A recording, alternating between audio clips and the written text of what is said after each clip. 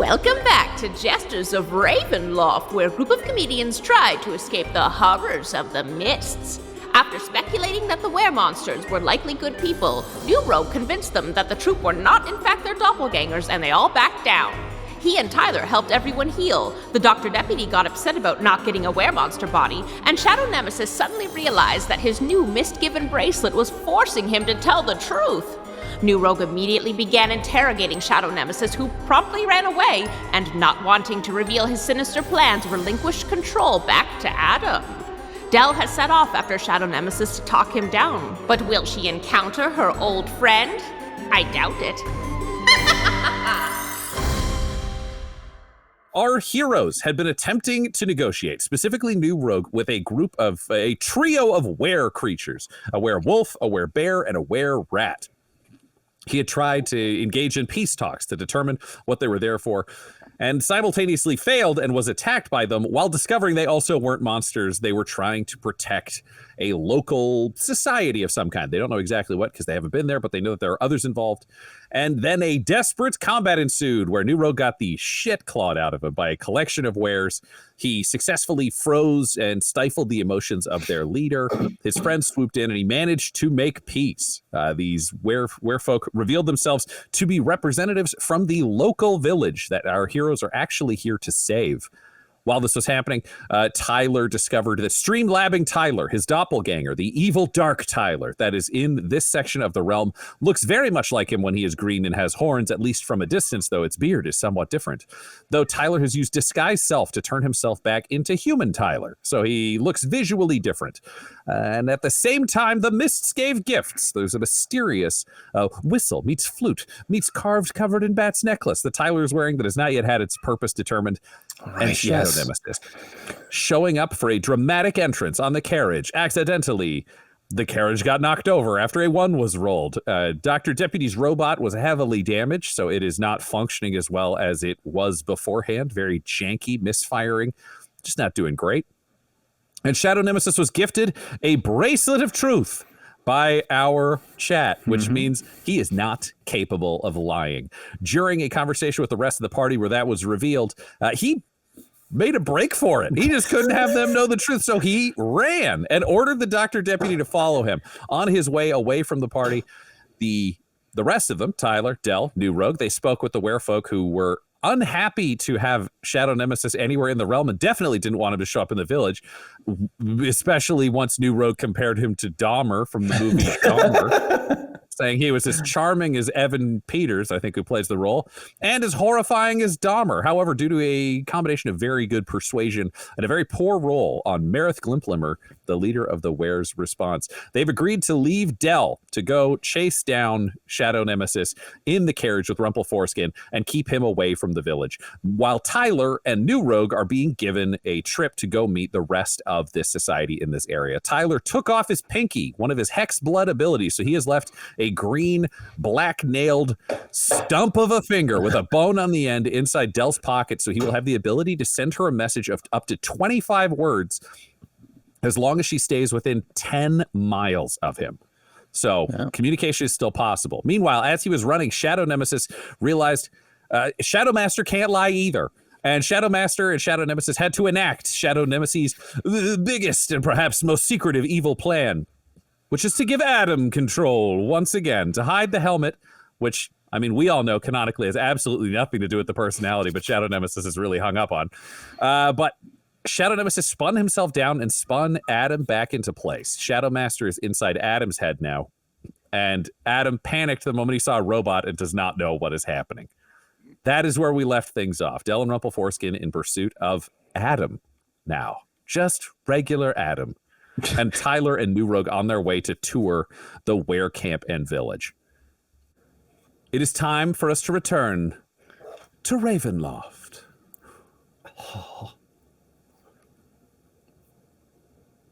Before we continue in this immediate moment, Adam, the player, I have to ask, when Shadow Nemesis is in control of your body, where are you? I am in... Where am I? Oh, you know where I am.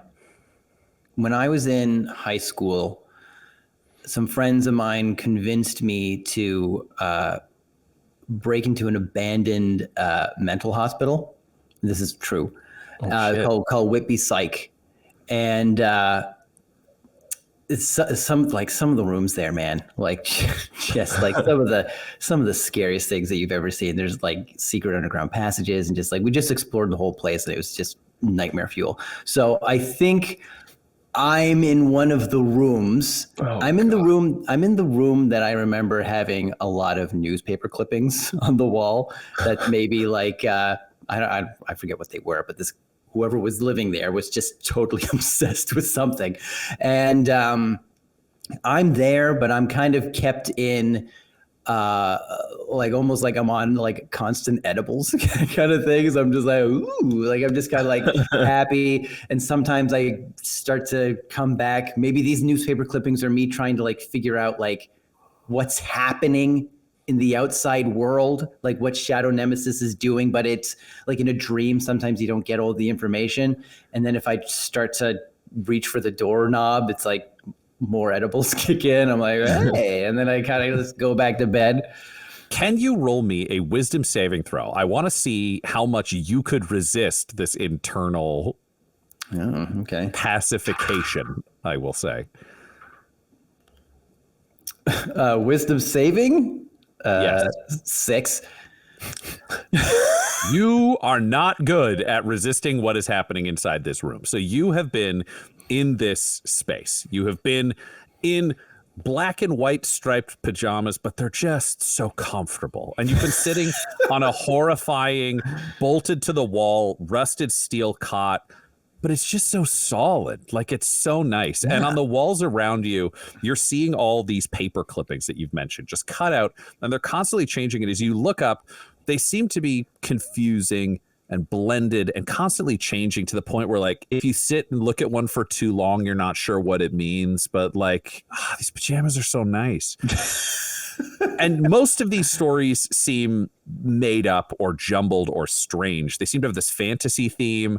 There's a lot of stories about revenge. You've seen the name Hazel Nutter.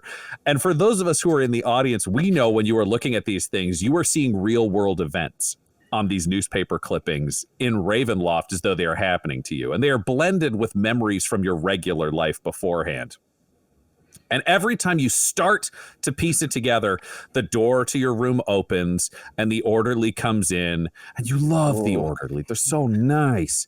And even though their face is just black sludge pouring down, and the name tag on their uniform just says Steve, and they haul your mouth open and just shovel just an entire red Solo cup worth of drugs into your mouth until you swallow.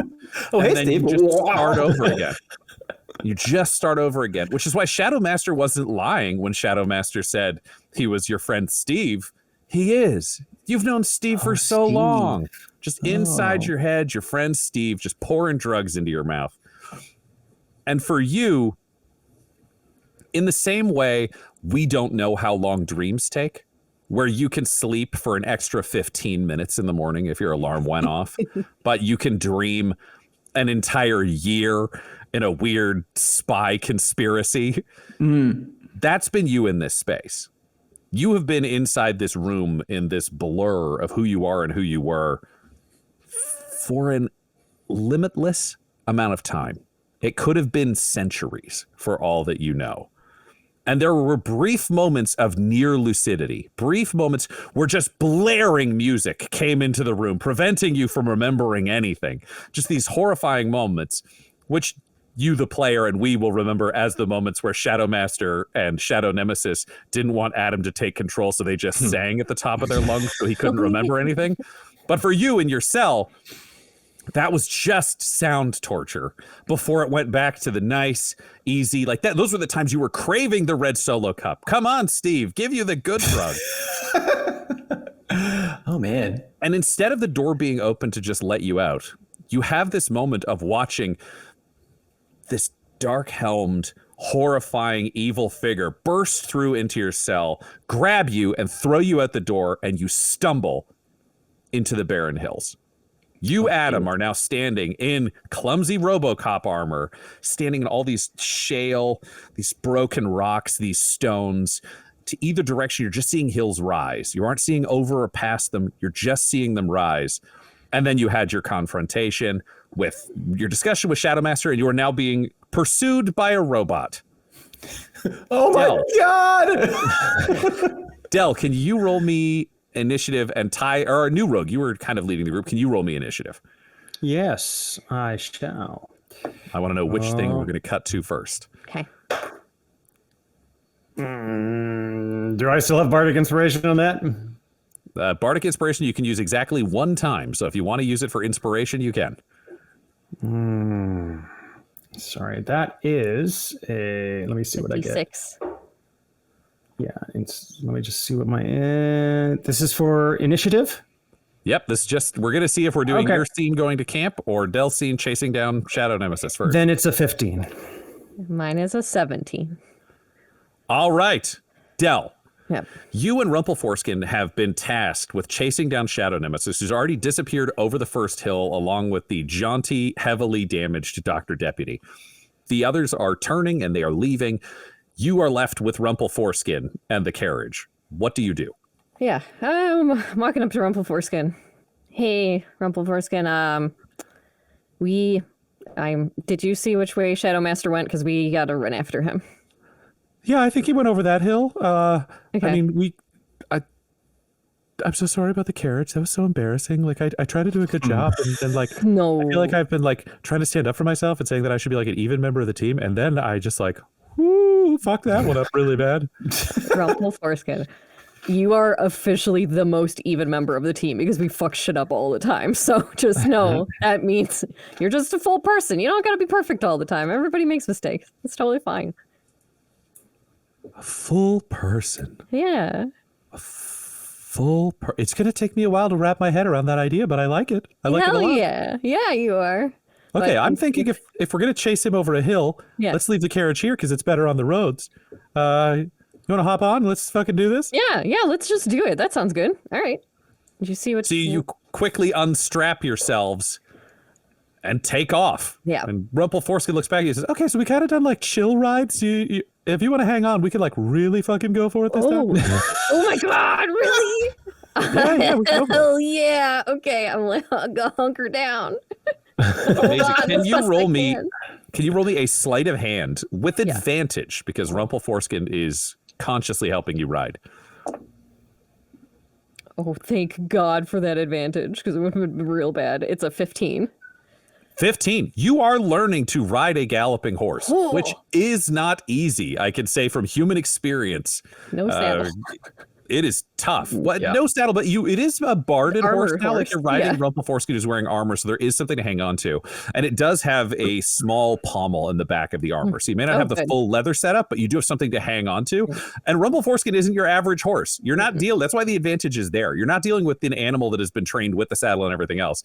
This is a friend trying to keep you on while they run. Closer to an aggressive piggyback than a traditional horse. Yay! And you fly over the hill. I need to roll to see how fast we're doing. Adam, can you roll me in athletics? Athletics. Yes. All right. That is a 13 total. Great. You tear over the hill, Del, with riding Rumpleforeskin, and you see Shadow Nemesis in the distance, just still sprinting, with Dr. Deputy just behind him. Can you roll me a perception, Del? Sure. It is a 14. 14. You don't hear anything specific yet. You are just pursuing Shadow Nemesis. Adam, can you roll me another athletics? All right. What did I say? +2. Okay. Oh, I'm getting tired.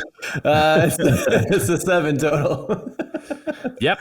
And with a dirty 20, Rumpleforeskin closes the distance as you keep trying to run, Adam, but you are so tired that you are just slowing down. And this robot carrying its rifle with its misfiring rockets behind you just going, you gotta slow down back, Nate. We're a team. No! Oh God, help me! Jesus Christ! That's when you ride up next to them, Del. You've caught up. Hey, Shadow Nemesis. Save me! Save me! There's a robot after Save me! you? Save you from Dr. Deputy? Yes! What? What? That's Dr. Deputy? What? Okay, stop! What the hell's happening? Get me on the horse! Okay, you Explain it stop. when I'm on the You horse. stop. I'll stop. Everybody stops. Yeah. Okay. Okay, What? Dr. I'm Deputy? sorry you had to run away from everybody. We were splitting up for a bit, but I'm gonna stay with you, so we can talk about what's going on. Oh, okay. Wait a sec. Okay, hold on. First of Okay. all, Dr. Deputy is dead, so that's not Dr. Deputy. And No, I'm second, Dr. Deputy. I'm Dr. Deputy inside a robot. Yeah. Inside a doll. what? So wait, he's in the. They made like a robot. How did he get a robot? Where's Did you- everybody else? Did you also slip and hit your head? Are you okay? Are you hurt? He didn't hit his head. He's just being weird. No. I mean, we were walking to face the judge, and then I slid on some rocks, and now you're here on Rumple Foreskin, and and Dr. Deputy's back alive and in a robot. Oh, the judge. Okay, so that's the last thing you remember is us with the judge? Well, yeah, and then then things kind of get a little fuzzy. What's your name? What's your name, friend? Adam. I thought you knew that. I thought we were introduced to each other. Adam, beforehand. not Shadow Nemesis? No. Oh, Your name's Adam, Black Adam. Nate. Black Nate, you got your name wrong. What? No. Well, technically, I guess I am because I have the helmet. Which I'm gonna slide Wait. off of Rumple Foreskin and then go over and give Adam a hug. Well, thank you. What's Wait, that you don't have the helmet. Did you quit being a Black Nate? for? Wait, yeah. What happened to the helmet? No. Well, technically, I guess I still am. We still work together, right? You still want to do evil and kill everyone who's different than us? What? Adele, Yeah. can you explain what's happening to me, please? Why does the robot want to kill everybody? We are gonna have to have a long time. All right, should we walk and talk? Because we can start walking back towards the carriage. We had to catch you because you were running. Oh, well, I was running from Dr. Deputy. Yeah, you were running away from all of us, which has happened a few times. I was? Yeah, I think it's because you can't lie anymore or something. I can't lie. Oh, why can't I lie? Sorry, I feel really dumb. No, It's because of the bracelet. Look down at your wrist. Oh, sorry. Shadow Master is talking to me. Oh, right. There's I think somehow I got a bracelet on my wrist that says I can't Yeah. lie anymore. Yeah. And I have a gun. Whoa! Look at this. It's huge. It's like the size of my forearm. yeah, I could like you punch a hole in a brick wall. kind of did a gargoyle, a stone gargoyle. Wow. Stone gargoyle. Oh, like the cartoon? Yeah. Wow. Wait, what happened? Did they come alive and we have fun? All right, we're going to cut away from this conversation. Let's let Dell explain the nature of fantasy creatures. Meanwhile, New Rogue and Tyler, you have been walking about 5 miles from your original space where you had left the carriage. You've been going across the hills. For you, Tyler, you have no idea where you are heading. New Rogue, you have an unerring ability to be able to tell north, south, east, and west. So though Tyler has no idea where this camp that you're heading towards is happening, you do know the direction from which you came and where you are going. You can tell there's a little bit of a winding unpredictable pattern being drawn on the earth, specifically to throw off someone who does not have your unerring sense of the cardinal directions. And you finally crest over a hill, and Marith says to you, all right, so this is the camp. And you step over and look down, and you see ramshackle tents. You are seeing small sticks. You are seeing piles of stone. They are covered with clothing. and you are seeing a number of wares. You do see children running around within this space, human children, and you are seeing a lot of hybrid forms of were creatures, were bears, were rats, were wolves. You're also seeing were tigers. There are were panthers. There are a bunch of different were creatures in these hybrid forms, along with a few animal forms. Can you both roll me perception? 15 perception. 16. Well, You're both perceptive enough to realize that the majority of the tents and other places are made up of stacked rocks and clothing. So your guess would be the reason you are seeing such a high percentage of hybrid forms and animals is those are the people who gave up their clothes so that there could be shelter for the children and for the elderly and for the other groups that are still semi-human and clothed traveling around. This looks very ramshackle. Wow. Sarah McLachlan's through the eyes of an angel. Wait, they gave their clothes as tenting material. Looks like It's these folks basically- don't have anything to, yeah. Wow. Have to get the clothes on their backs. Is that about right? Wow. You're correct. We were all forced off and we lost a number of our people to the Hecklands and the Jacklins and Tyler Stream Labington. Well, caring for all these young other Or word Stream Labbing creatures. Tyler. I can't keep track of his name. I mean, if that's his name, that's like, you know, It's not. I've only consistent. heard rumors. I've never met him. Yeah, Well, I met we him met him once, for like a and minute as he threw us Yeah. off, and then he just kept announcing, "I'm with Wet Change. I'm Streamlabbing Tyler," and he just Right. Okay. Yeah. He tried to. Yeah. That's apparently the plan. Is there's one for each of us, and they're trying to really tarnish our name. So this whole hero thing is that much tougher. God, I'm really sorry. Also, Ryan, just as a point of order, disguise self lasts for an hour, and I would think walking 5 miles, my time is probably run out. Yeah, So you're back to unfortunately- yourself at this point. Yeah, I look like my ghoulish self, and I say, now that we're here, I got one more of these things locked in the chamber, and it's only going to last for another hour.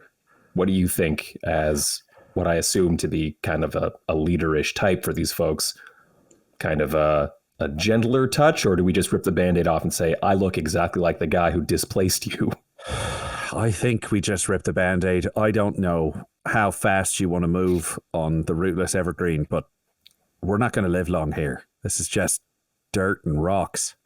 Okay. Where do you need to go? Like when we defeat Streamlabbing Tyler, where is it exactly you will all settle? Let me show you where we came from. And Meredith, standing atop this hill, takes out a long spyglass in the style of a pirate or a shipman in the Navy. And she hands it over to you, Tyler, and extends it. It's gold wrapped. It's beautiful. And when you look at the lens on it, it's a shimmering green emerald looking glass instead of the traditional clear glass you would have expected. Oh. Where do you want me to point this? She points into the distance, just straight ahead of you. I'll bring it up to my eye. And as you do so, you look through, and instead of seeing nothing, originally you were just seeing a clear sky and absolutely nothing there. And now you realize that about 10 feet off the ground, with a couple of dangling roots below that are just inches off the hillscape below it, is a truly massive tree. Nearly 10 stories tall, with a tremendously large canopy extending over it, and a root mass that is extending out into nearly a mile in all directions around this tree, floating over the ground. You can see among these massive gnarled roots that form this floating floor, structures shaped out of roots, small homes, all built in, moving towards the central body of the tree. You can see that this was where they were living. These are their homes. And you can see a small army of menacing figures walking around the surface of this rootless evergreen in a much more true sense than you had imagined. And you realize how much of a problem this is going to be if you and 3 friends are supposed to take it back. We'll take a quick ad break right here. Shit.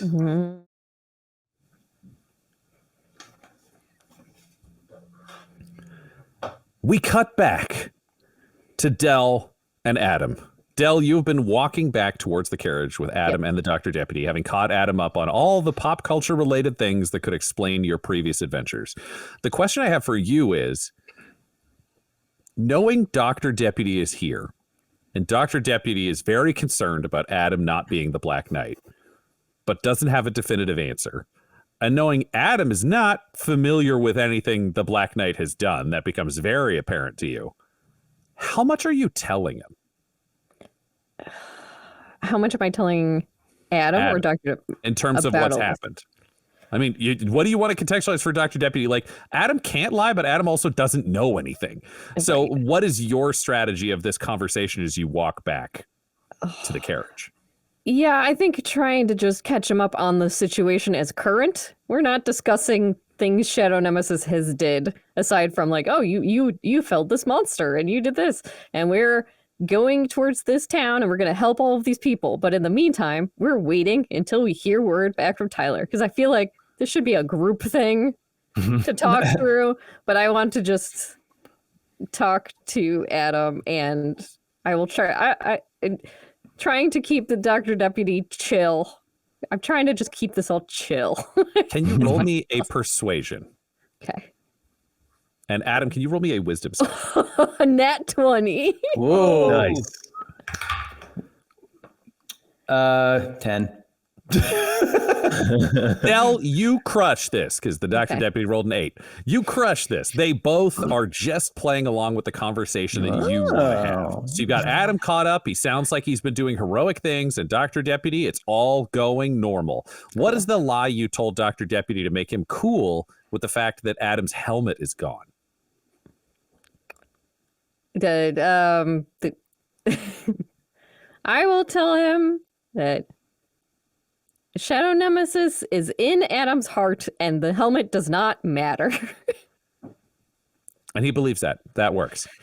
But you've arrived back at camp. You've made this conversation work through this walk. You are back at your carriage, your camp for the time being. And you realize you may have some significant time with both of them just sitting here. What do you do? Oh boy.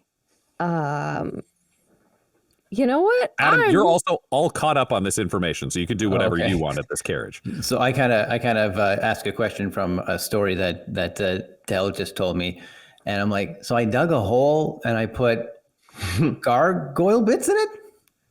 Yeah, because you were worried that because the gargoyles come back every night, that they'd come back again. So you thought putting the bits in the ground means they can't get their parts back together easy.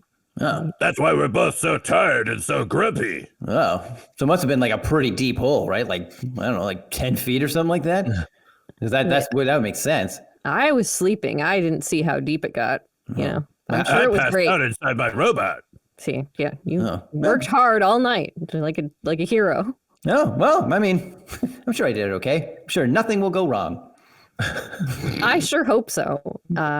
But I mean, if you're tired, you can just take a little nap in the carriage. I could tell you a story if you want. Oh, okay. I'm going to ask the ghosts for a story. All right. Oh, this is sort of somehow irrelevant. Okay.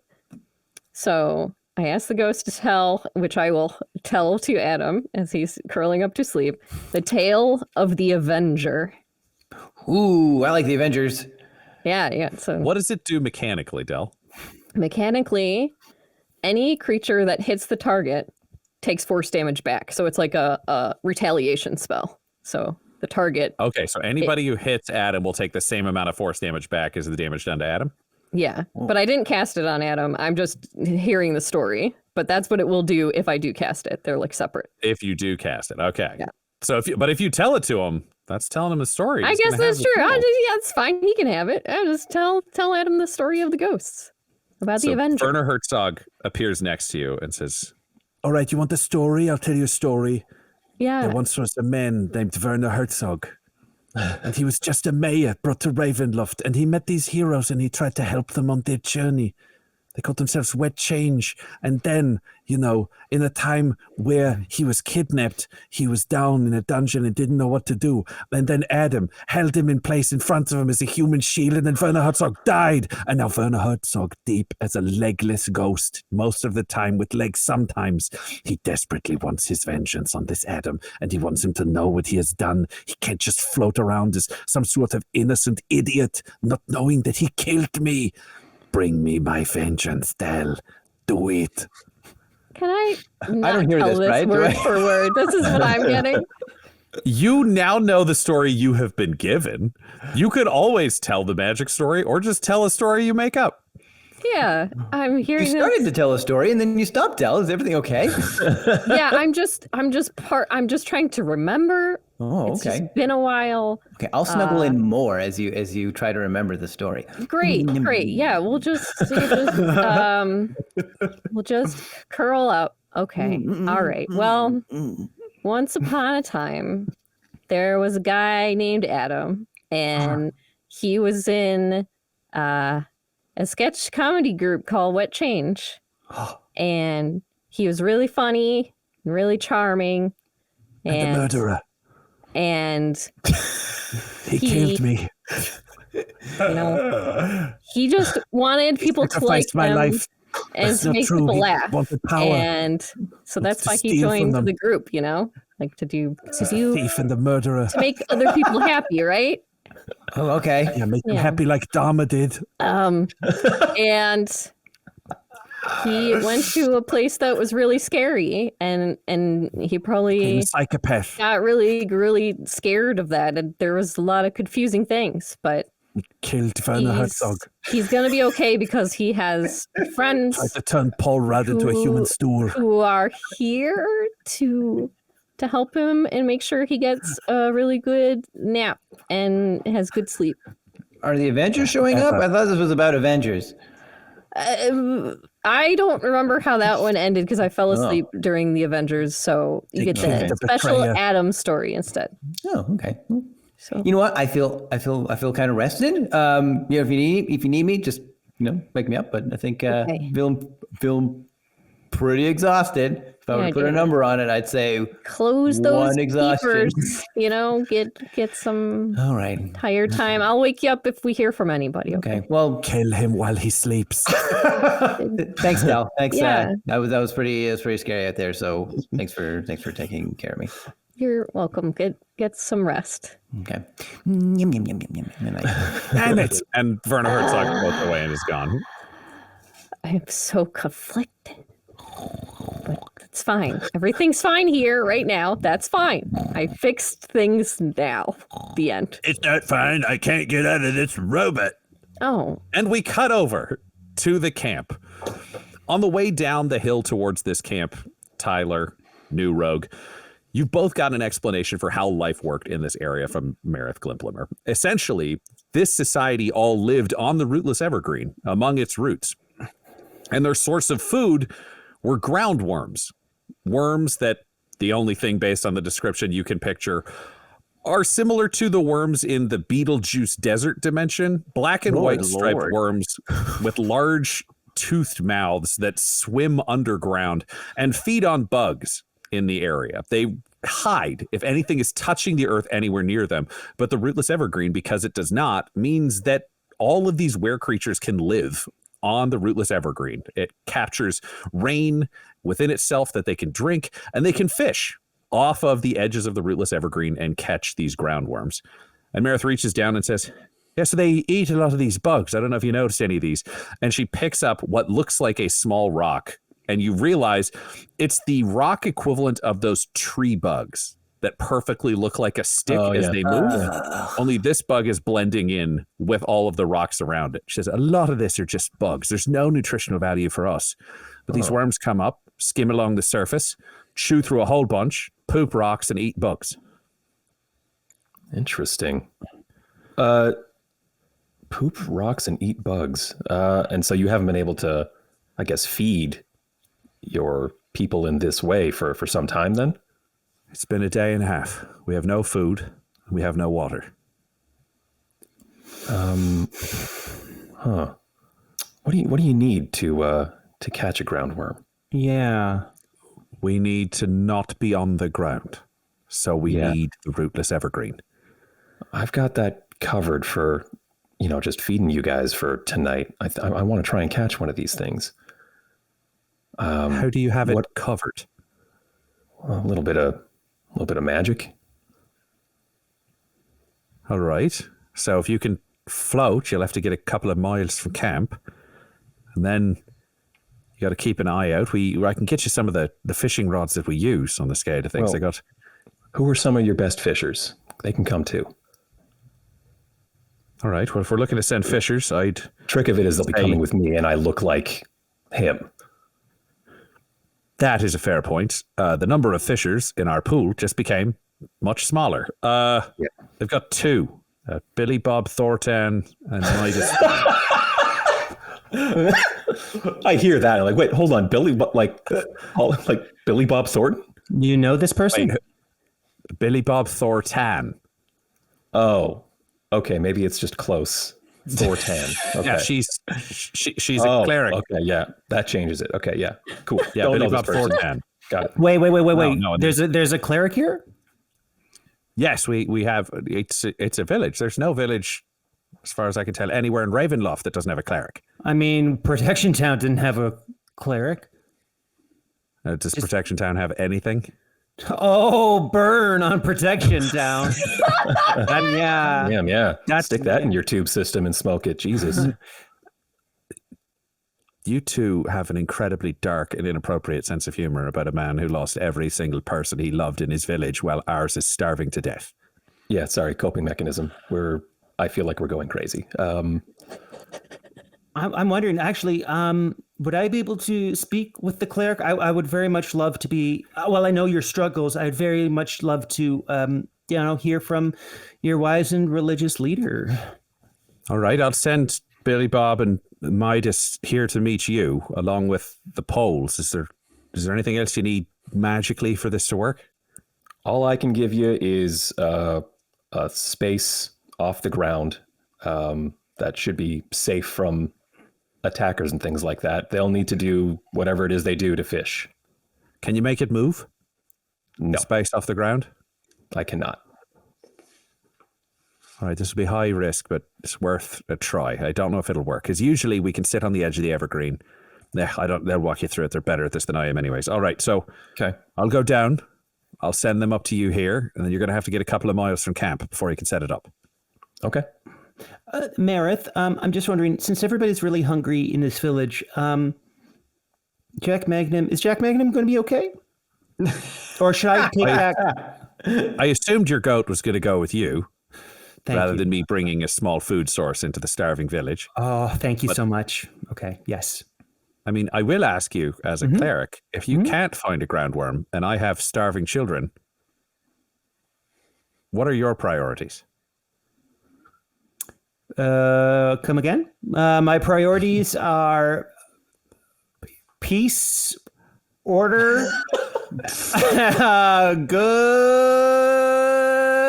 question. I don't know.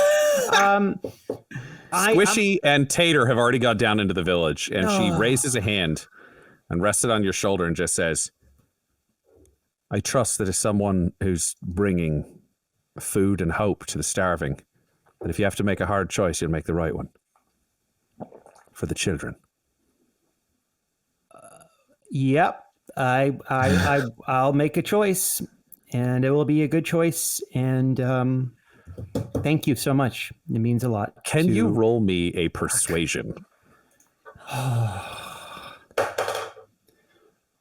Oh yeah, add a d6 to that. I think it might be outside of the time of. It's outside of the 10 minutes, my friend. Yeah, no d6. No. Sorry. Persuasion, huh? Party. Yeah. Okay, well, that's a 9.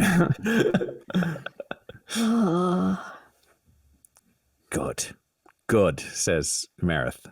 I'll send our fishers up. And she turns and goes down to the village. Was she disappointed in me, Tyler? I couldn't read her. assuming I'm on the receiving end of a 9 persuasion as well, I'll say I was gonna say you saw exactly what he said. I feel like I played a pretty strong 9. Yeah. I would say not strongly convinced. She's probably got, a lot on her plate. And this is pretty serious. You and I did our little jokey thing there to just kind of break the tension, and she didn't like that. So we kind of stepped in it, I think, and made this whole thing a little harder for everyone. So like Del said, we just kind of got to keep our mess separate from their mess. We're trying to help and be heroes. I know your heart's in the right place. We just gotta, we'll get it. We'll get into the rhythm of how things get better. Yeah. Sure baby steps. Okay. Little Jack Magnum, are you ready to do some fishing and talk to another cleric? What? And I raise up to my ear. We'll take a quick commercial break right there.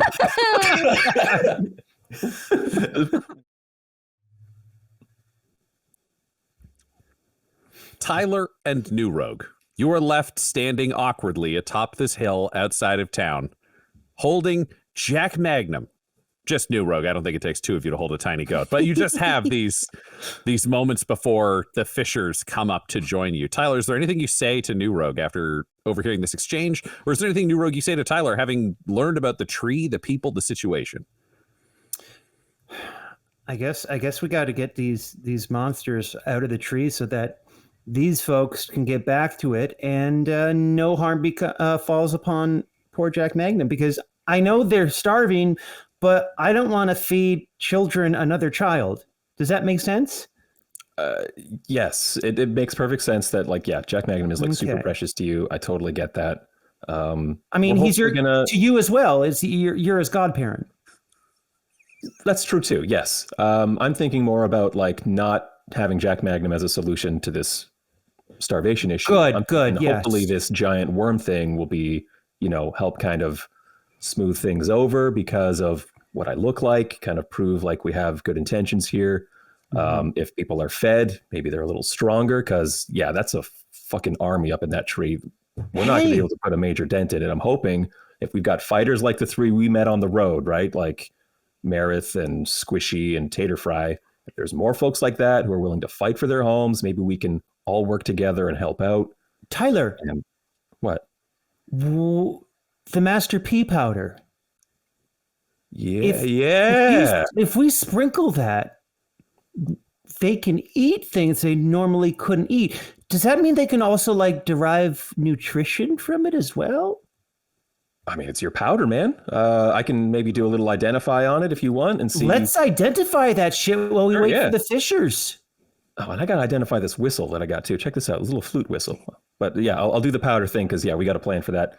I reach into my child-locked bag of holding, produce the bag of pea powder, and I begin to cast Identify as a ritual, just to keep the magic slots open and available for whatever may come. And it takes 10 how minutes? long does that take? That's 10 minutes. Well, then I'm going to teach Jack Magnum a little trick while we're waiting. What trick are you trying to teach Jack Magnum? I want him to give me high fives. I want him to sit on his little haunches, little goat high fives, and just gently lift and go, lift his arms towards me, and give me a little high five. So I'm going to scrunch down to him. I'm like, okay, Jack Magnum, here goes. We're touch pals. Oh, God. Episode name. That's the episode name. Didn't have to say that. We're touch pals with Uncle Touch. He's just doing his job. Touch pals with Uncle Juice. So bad. So here goes. Now, let's do it. If you can nail this, I'm sure there's nothing we can't nail together. Holy fuck, come on. What is happening? Are you not doing this on purpose? I'm not doing this on purpose. That's crazy. No one talks the way you just spoke. That's outrageous. I must turn this stream into a house of lies. Oh my God. Can you roll me an animal handling? Yeah. See if you can turn this goat into a very talented pervert. 14. 14. Oh, wait. Sorry, 15, because I'm able to use my my stone of decent luck. Oh, yeah, nice. Smart. And that difference matters. So you successfully teach Jack Magnum, or at least start. You're doing a good job. It's there. What is the command you give for high fives? Or is it just holding your hands up while crouched down like that? Yeah, no, I have to hold the hands out, and I go just out my mouth. Like I'm calling a little animal, like a house cat or something. Yep. And he's giving you high fives as you start doing that after the first 10 minutes. Tyler. So while that sound is happening, Tyler, you do your investigation of this powder and discover that this powder, which resembles normal salt, causes any normally indigestible material to become edible, nutritious food. Nutritious, okay. The material must be non-living and non-magical, and it has to be in a form the consumer can swallow. So like dirt and cloth are fine.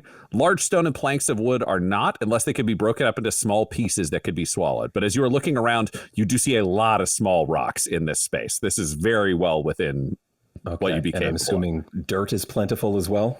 Very much. You would assume so once you get through the rocks. Right now you're seeing a lot of broken rocks and small pieces everywhere, but there's a lot of options. Okay. I hold out the pouch to the celebrating new rogue and Jack Magnum, and I say, hey, so yes, it makes it edible and nutritious. Does my identify spell tell me kind of how much you need for this? Is it like a little speck of it on your plate and the whole meal goes down, or where are we sitting on that ratio? Your estimate is that 1 pinch of the powder would be sufficient to treat about a foot worth of material, like a cubic foot. Wow. So the powder that you're looking at here, you could feed this village 2 to 3 meals of rocks. So you could buy yourself 24 hours without even having to fish with this powder. Okay. You have here, sir, enough powder to feed the entire village for a day to feed them well. A little longer maybe if we need to stretch it. But hopefully fishing, works as well. And then we've got a little bit of food going on. And then also we got to get up there and just fix this for these people too. Because you're going to run out of this. If you're feeding a village, I'm just saying this is going to go.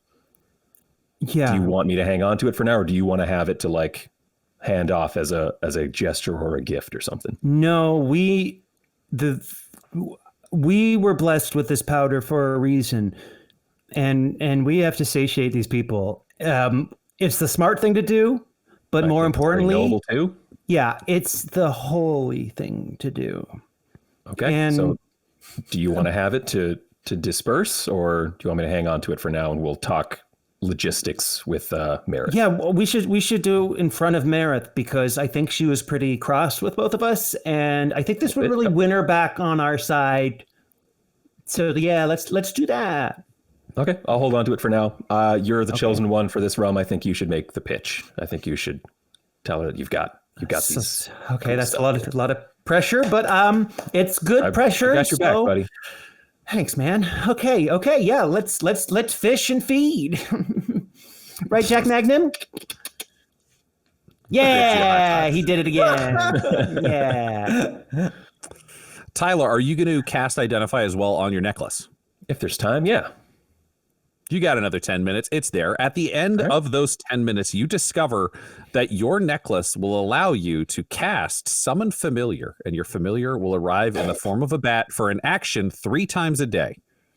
So if you blow the whistle, Ivan will appear in bat form as an action. I blow the whistle right now. Hey, man, how you doing? Yeah, it's 3 times a day, man. Oh, hey, man. Hey, you blew the whistle, buddy. I'm here. What's up? Oh, this is great. You know about the whistle. Oh, okay. Yeah, because it's gonna be hooked to me now, because it's like your whistle and I'm like your guy. Oh, yeah, thanks. You are my guy. Awesome. So that cuts down on the time it takes to summon you. That's fantastic. We were gonna go fishing and I was gonna work on, bringing you out, but now this is great. You're already here. Yeah, man, time saved for you. I get to exist in this realm. It's kind of cool. So, how's the day been? Looks like you got this village. There's that giant tree over there. You look over and still can't see it, but Ivan can. I was gonna say, yeah, you can see that, huh? Yeah, just a second. And Ivan flutters over and lands on your shoulder, and he's like, "Oh, you can't see if you're touching the ground, man. It's just up in the air." I do a little jump. Does it just blink into existence? Yep. As I'm Blinks into existence, it goes away. New rogue. Get up here. Jump. Jump and look over there. Oh, it appeared. You can see it when you're off the ground. That's really cool. Yeah. Okay, that's good to know. Okay. Why is that good to know? Because it's cool. Well, it's good to know because you don't need like anything magical like the telescope that Marith gave us. So, for example, I could see through Ivan's eyes here, and we can get a much more detailed kind of lay of the land up there as he flies around and just feeds us info. But I mean, everything in due time, but that's just really, really great to know. That's so smart, and that's so strategic, Tyler. That's awesome. And look, you have a bat now. Ivan, hi, Ivan. Ivan's here. And Ivan and the goat's here. Everything's coming together. This is great. Yes. We've all got our little buddies, Okay. yeah. Great. I'm so happy. This is great. And from the town, you see, or from this camp in the dirt, you see 4 weres coming towards you. They're at the back. There are 2 prowling were-tigers.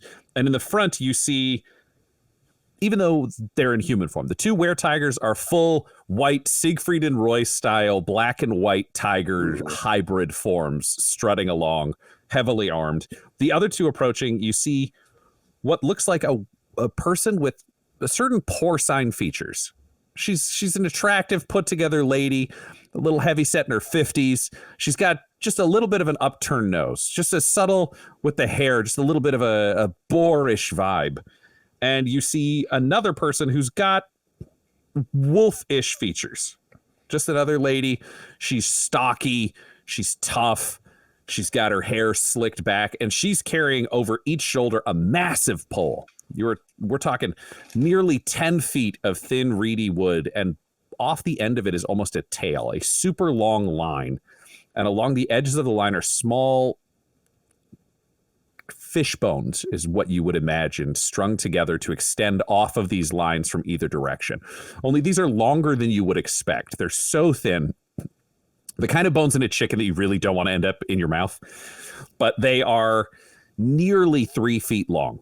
And just tapping along the stones very subtly as they are being dragged behind this werewolf figure in their human form, but they all have a little touch of the animal in them.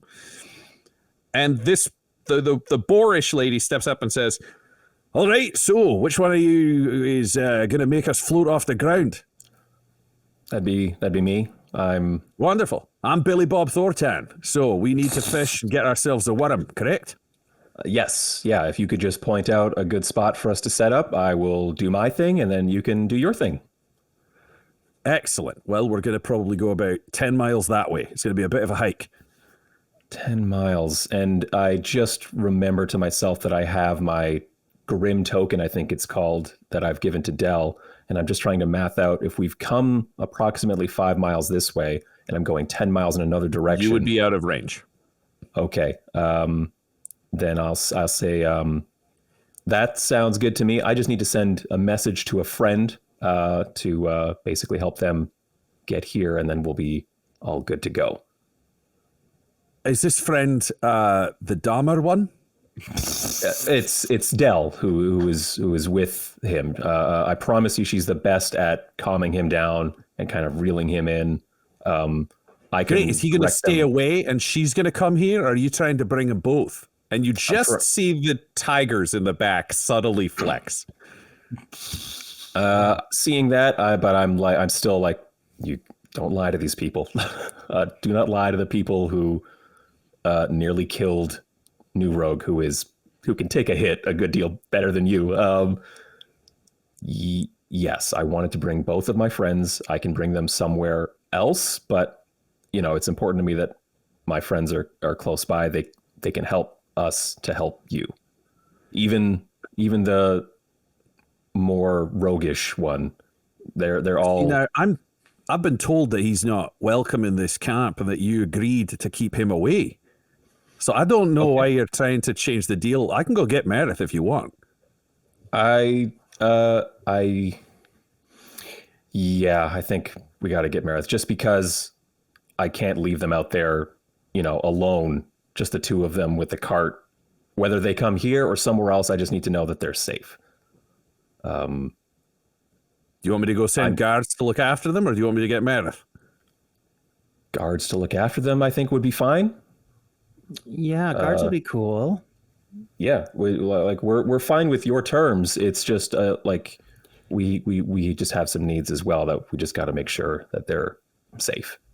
Great, and I hear you've got we got to get a worm, or there's no backup plan for how to feed the village. Correct? My friend here has a pretty good solution. So we have been blessed with the powder of the venerable Master P, who, let's just say you give a little sprinkle of this stuff right here on a piece of dirt, and bam, you've got a nutritious meal, my friend. So you're telling me with that you could feed the whole village just dirt? Yep, and rocks. All right. Can you roll me a persuasion?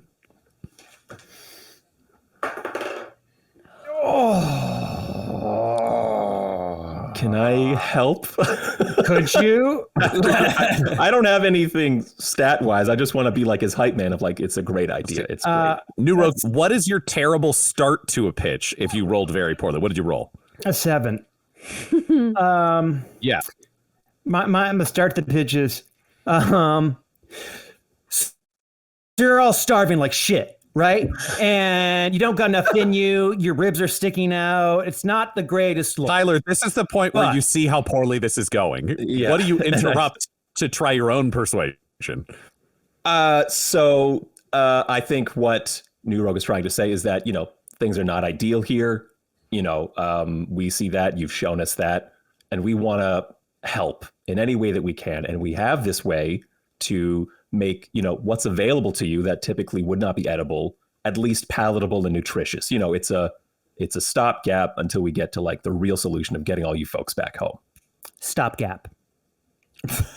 All right, so you're telling me that this bag of what looks like salt is actually a thing that can make rocks food. And Yep. dirt. I mean, we could do a quick demonstration if you want. Tyler, can you roll me a persuasion? My persuasion is not much better. But I just fucking crushed it on the roll. Persuasion +0. Yeah. So that's an 18. Oh, wow. And with their 6. Billy Bob looks at you and says, You would have had it, Guy. I had a 7. Yeah. no, Billy Bob rolled an 18 against Guy. So Okay. your pitch to Billy Bob goes, all right, this checks out to me. I've heard about Stranger, and this is Puchesma. I don't know who the hell Master P is. All right, yeah, we'll make this work. So your friends are that way, correct? And Yes. Billy Bob points into the distance. Yeah, I was going to say, New Rogue, that. I looked to New Rogue. I was like, I think. They're there, yeah. All right, fabulous. I'll send these two as security. They were here to kidnap your goat if you didn't have a food problem. Okay, you two go that way. And the were-tigers just stroll off to go guard the camp. And Billy Bob looks back and says, all right, let's go fishing. This is going to be a good time. They were going to steal my That's goat? the end of the episode. That's the end of this episode, listener, but next week you could become a watcher and affect the Jesters' adventures by joining our Twitch stream, which happens every Wednesday night at 8:30 p.m. Eastern Time. That's Toronto time. If you join our Twitch chat, you can give the cast magical items, name NPCs, and decide the events that shape Ravenloft.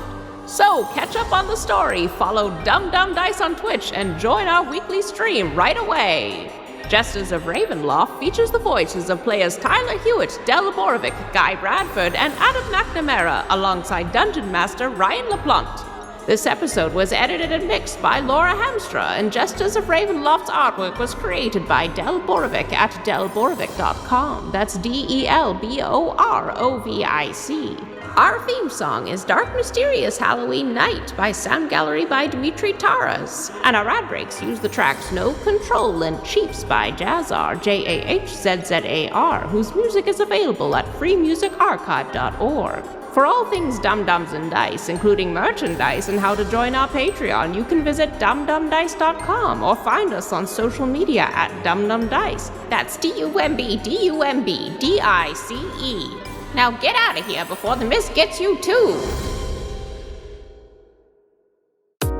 Dum-Dums and Dice has to give a special thank you to the supreme beings of our Patreon at this time: Christopher Little, George Dolby, Richard Cranium, Gavin and Abby McDonald, Logan, Fire Unfriendly, Grandma Likes D&D, Alan, Stabby Stranger, Glitch Trick, Flynn1138, Alarain Okapi, Schrodinger's Pepper, Guy Edwards, Madre de Gatos, Lady Maiden, Garbo Abe, Locke, Sam Schaefer, Waffle Marine, Dagger Rain, Rob L, Dia de los Hoodless, Squishy Werewolf, Remy Funky Head, Nomad, the Wise Paladin of the Badlands, Accent Therapeutic Services in Florence, Kentucky, Lael, Shulzari, Gus Schreider, The Long Family, Jordan Oliver, Richard Wright, Brittany Fenwick, Alex Parr, Old Man Mojo, Dragonfly, The Body Barrelers,